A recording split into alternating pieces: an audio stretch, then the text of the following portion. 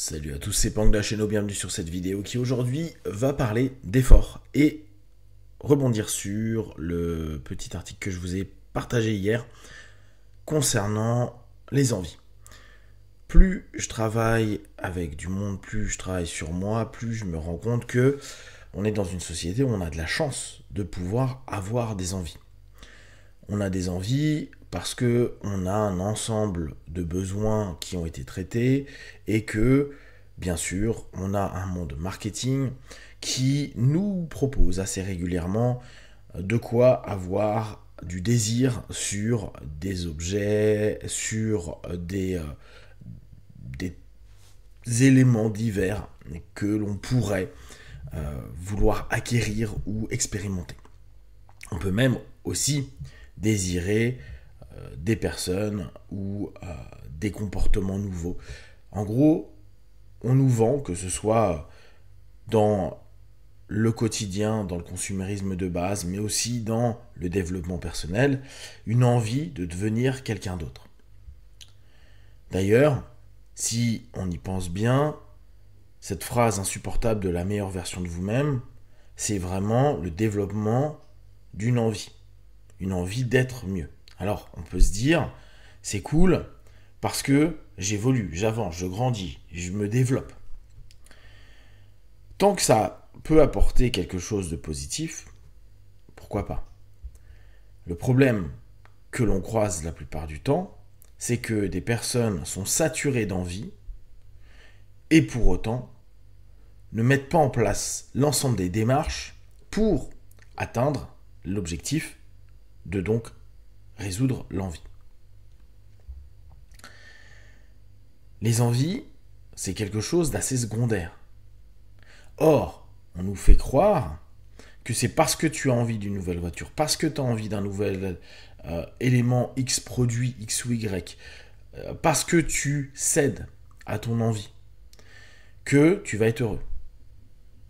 Et, pour revenir sur les réseaux sociaux, si vous cédez à longueur de temps à votre envie d'aller sur votre téléphone pour regarder les réseaux sociaux, vous risquez de perdre beaucoup de temps. C'est pas parce que vous avez des envies que pour autant elles sont utiles et les petits shoots de dopamine ne vont pas vous permettre de vivre réellement correctement votre vie. Vous allez avoir des shoots, voire devenir addict à des éléments dont vous aviez envie. Donc suivre ces envies, et même pour aller plus loin, parce que assez souvent, dans le développement personnel, on peut mettre en avant ce principe-là, écoute tes envies, sois aligné avec ce que tu veux.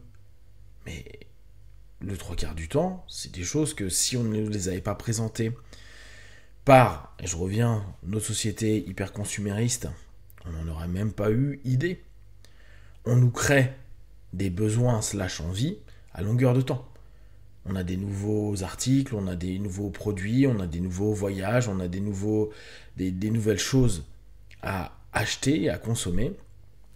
Mais dans l'absolu, on a vécu des décennies entières, des centenaires entiers, sans jamais avoir eu envie de tout ça. Donc, l'envie, on peut se dire, en tout cas moi je vous le propose de cette façon-là, que c'est un bonus, c'est un petit plus. Et quand on peut l'avoir, quand on peut réussir à vivre son envie, c'est cool.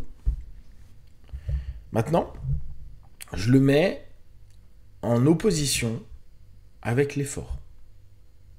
On pourrait très bien se dire, ouais, quoi, je peux faire un effort pour répondre à mon envie. Mais là, en l'occurrence, je vous propose cette idée qui est que on peut vivre notre vie dans l'effort sans répondre à nos envies.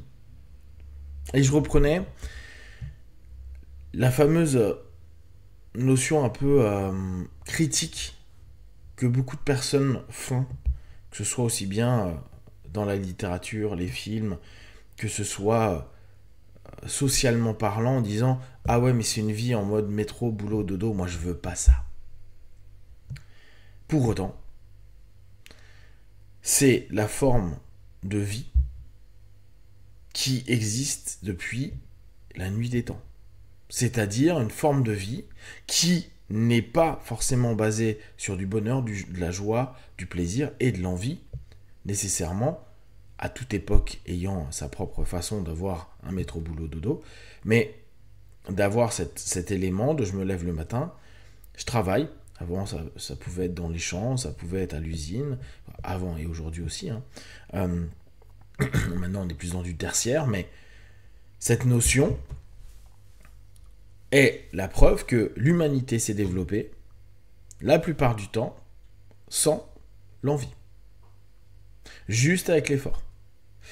J'insiste dessus parce que si on met ça d'un point de vue purement individuel, on est apte à avancer dans notre quotidien, à atteindre des objectifs qui parfois vont pas nous apporter du kiff, du plaisir, de la joie, etc. Juste ce qui est à faire est fait.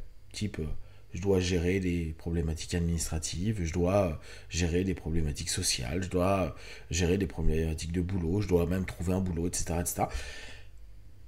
Ça n'amène pas forcément plus un plaisir et un bonheur que ça. Pourtant, on est complètement apte à passer une grande partie de notre vie sans envie, désir, joie, simplement en exploitant notre compétence de faire des efforts. Et les efforts, ils ne demandent pas une philosophie. Il n'y a pas une philosophie autour de l'effort. Alors on peut vous apprêter ça et vous dire oui, l'effort, quelque chose de grandiose, ça vous apporte de belles choses. Mais on enlève tout ça. L'effort, c'est simplement s'efforcer d'aller vers, de mettre en place des choses, qu'importe ton état psycho-émotionnel. On s'en tape. Quand je dis on, c'est à nous personnellement de se dire, voilà, j'ai des tâches à effectuer. C'est pas quelque chose que j'ai envie de faire et je m'en tape. Il n'y a pas à répondre à une satisfaction. Quand les tâches seront faites, tu ne te diras pas, super, les tâches sont faites. Tu pourras au mieux te dire, bon, ça c'est fait, j'ai autre chose à faire.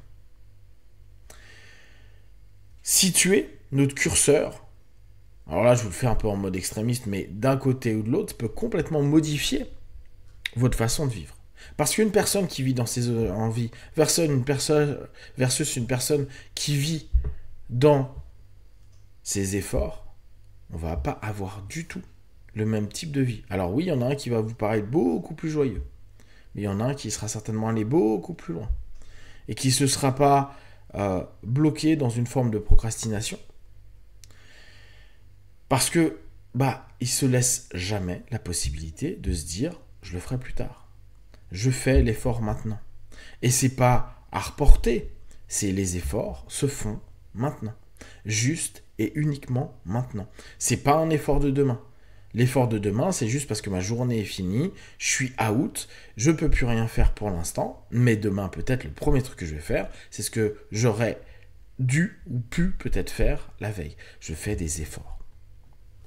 Et constituer sa vie, et là on revient sur le travail d'accompagnement, et les clients, les patients, les partenaires que l'on a, leur dire et axer les choses sur mon pote. Ta vie ne va pas être basée sur le plaisir de tes envies. Et je me doute bien que si tu viens me voir, c'est que tu n'es pas tout à fait ok et pas super bien dans ta vie. Bien sûr que faire des efforts quand ça va pas bien, c'est encore pire. Mais si tu arrives à faire des efforts pendant que tu n'es pas bien, et d'ailleurs c'est ce qu'ils font, ils vont voir des praticiens pour tenter d'aller un peu mieux, c'est déjà un effort.